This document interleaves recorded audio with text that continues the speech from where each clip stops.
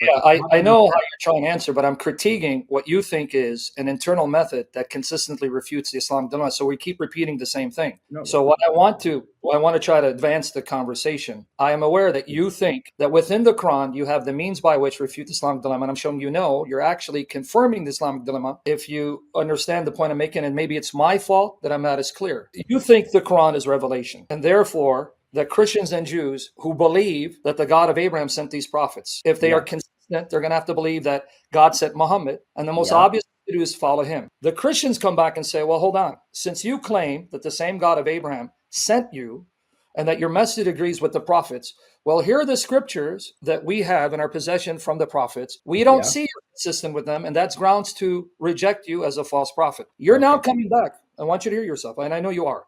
You're now coming back and saying, well, see, internally, the Quran says the scriptures are not fully intact. So then you're using the Quran to show which parts are intact, and those parts that contradict the Quran are false, which then leads a Christian to say, exactly, that's what false prophets do. That's what Joseph Smith does. That's what everyone does. When the Bible exposes them as a fraud, see, your Bible's corrupt. Therefore, that's part of the dilemma. The very passage you quoted, 242, you didn't Yeah. quote 40 to 44. Let me go through this. And this is where you beg the question saying, well, confirm doesn't mean everything It because here's doesn't. always refuting it, which refuted actually nothing. It actually pushed the dilemma back further and caused more difficulties for your position. Let's go to 289. When there came to a book from God confirming what is with them, and they aforetime prayed for victory over the unbelievers, when there came to them that they recognize they disbelieve in it, and the curse of God is on the believers. So that's one. But here, the one you quoted, 242 on the screen, let's read it in context. Children of Israel, remember my blessing wherewith I blessed you, and fulfill my covenant, and I shall fulfill your covenant, and have awe of me.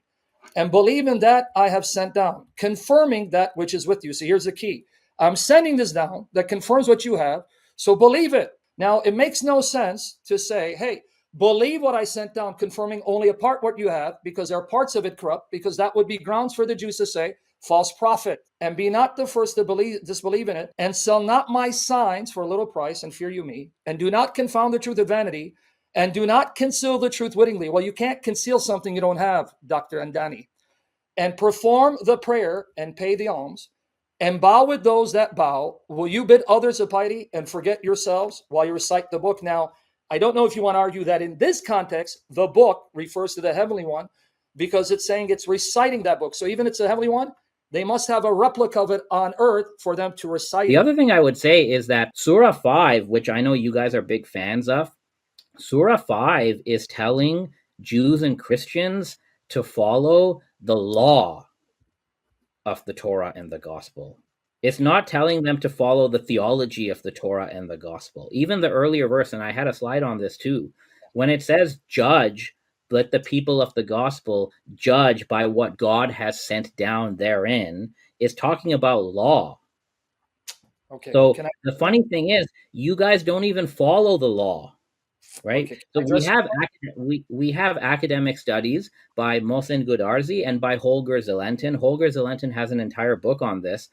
The Quran is commanding Jews and Christians to follow the dietary laws and the penal laws. And the great irony of a Christian bringing these verses forward as an argument for the Christian position is that you don't even follow the dietary laws. Now, coming back to you, jumping to 5:43, 48, you're saying, we Christians, how dare we quote the Quran that says follow by the law of the gospel when you're told to uphold the dietary restrictions? And Danny, how would the Christians know what the gospel exhorts them to follow if they didn't have it at the time of Muhammad? So you just proved my point. That means the gospel must be there for them to know that the law of the gospel exhorts them to follow the dietary restrictions, which means they had the gospel of Jesus. So I'm going to ask you, what was that gospel? And finally, read your Quran in context. I guess you forgot chapter 3, verse 50, where it says that Jesus not only confirmed the Torah before him, but he made lawful some of the things that were unlawful. So if I follow your argument, then I believe the Quran. That means Jesus made things lawful for his followers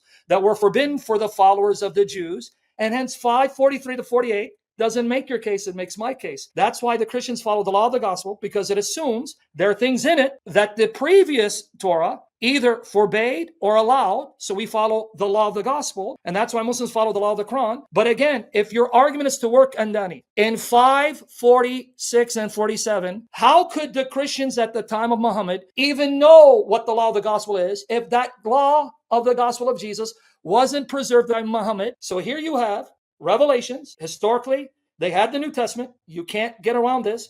And secondly, if they had the law of the gospel at the time of Muhammad, surely they knew what the gospel was. So I'm going to bring it back to you. What was that gospel? The legal teaching of Jesus, which I said in my slide on option 1, I said the gospel of Jesus is embedded within the 4 gospels. You can find it in there, but it's not coextensive with it. Okay. Now, if you were to follow the law taught by Jesus, you would be following a lot of the Jewish laws. At least the Jewish Christians would have to follow certain laws. They'd have to follow the whole Torah, basically, except what Jesus has abrogated. And if you're a Gentile Christian, you should not be eating unclean meat. So do you have pepperoni pizza or do you not? And if you're a Jewish Christian, right, you have to follow the Torah. That's what Jesus taught. So again, what I think you keep doing here is you keep eliding the idea of the New Testament collection with the Quranic idea of the gospel, and these are not the same thing. It's not what I'm doing. Well, I think you are. So they're not the same thing. So when the Quran uses a word and it defines it, and then it uses the same word in the same surah many verses later, we don't forget the Quranic definition of the word and then read in New Testament. We have to track the Quranic definition of the word. And the primary problem with the Islamic dilemma, as you put it, is your first premise is the Quran affirms the revelation, authority, and preservation of a 27-book New Testament. It does. And the only thing that the Quran affirms is a gospel taught by Jesus. The Quran also says that a party among the children of Israel, which includes Christians, by the way, forged kitab.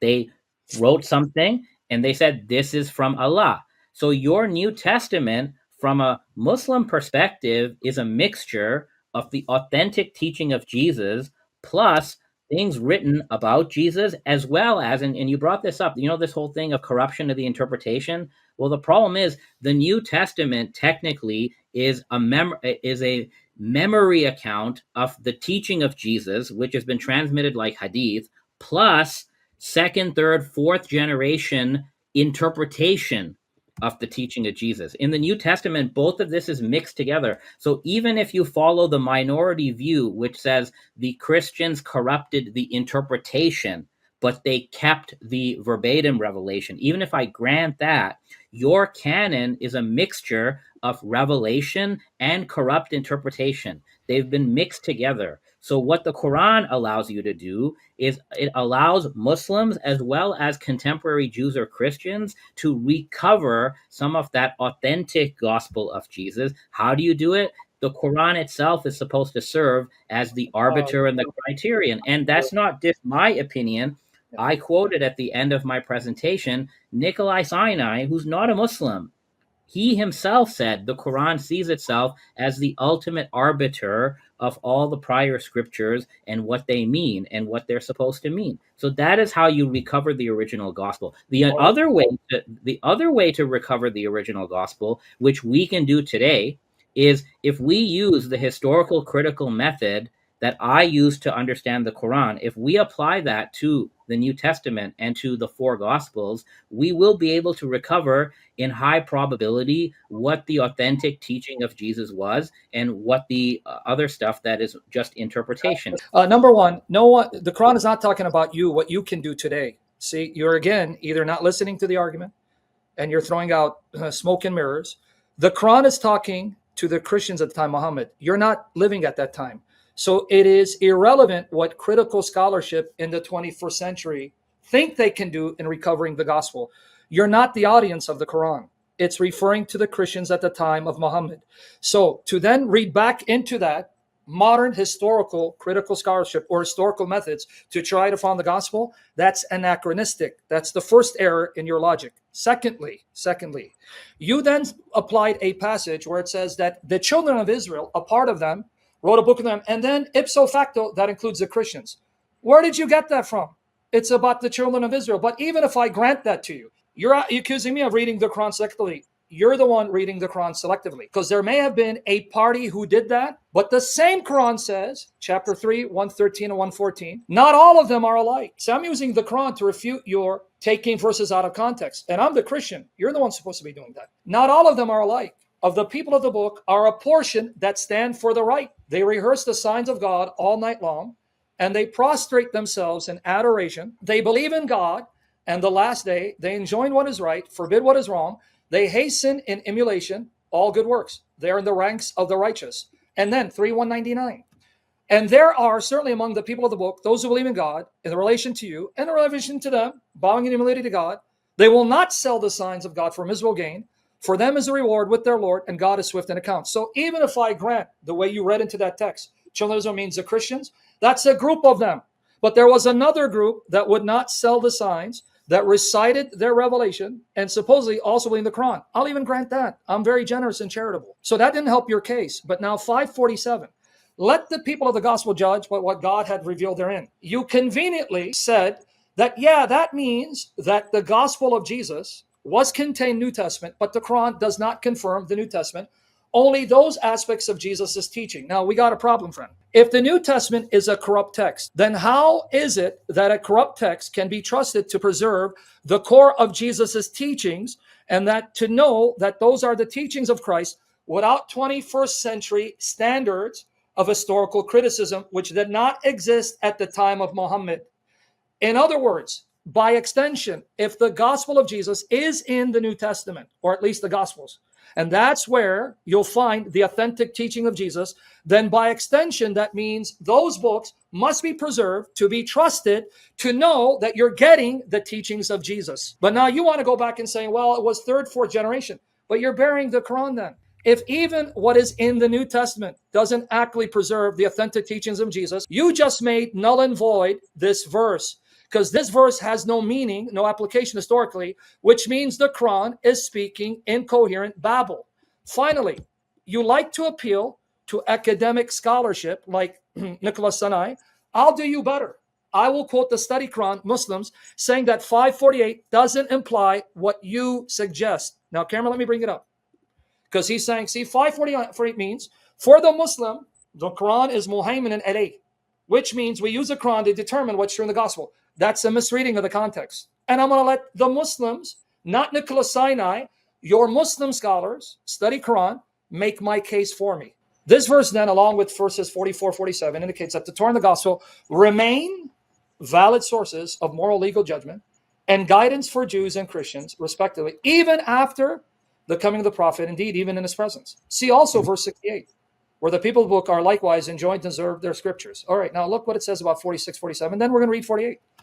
In the present verse, both Jesus and the gospel he brings are separately described as confirming the Torah. Let me remind you of the point. Guys, did you hear him?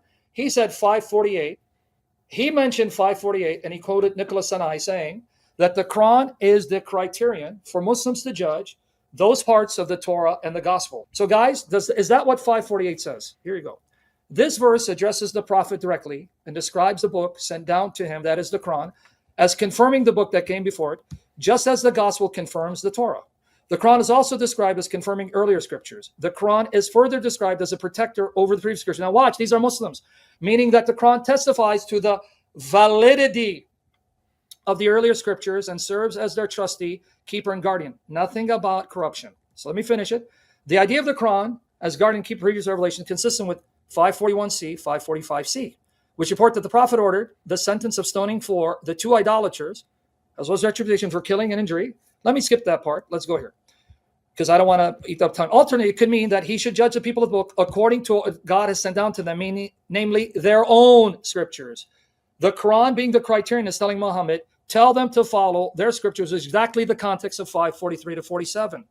Does an incident discussed in verses 41, 43. Although verses 41, 47 taken together suggestibility of the Jews and Christians judging by their own scriptures, and thus continuing spiritual guidance to be found in those scriptures. The verse goes further by asserting the provincial nature of different religious communities and their distinct laws and practices.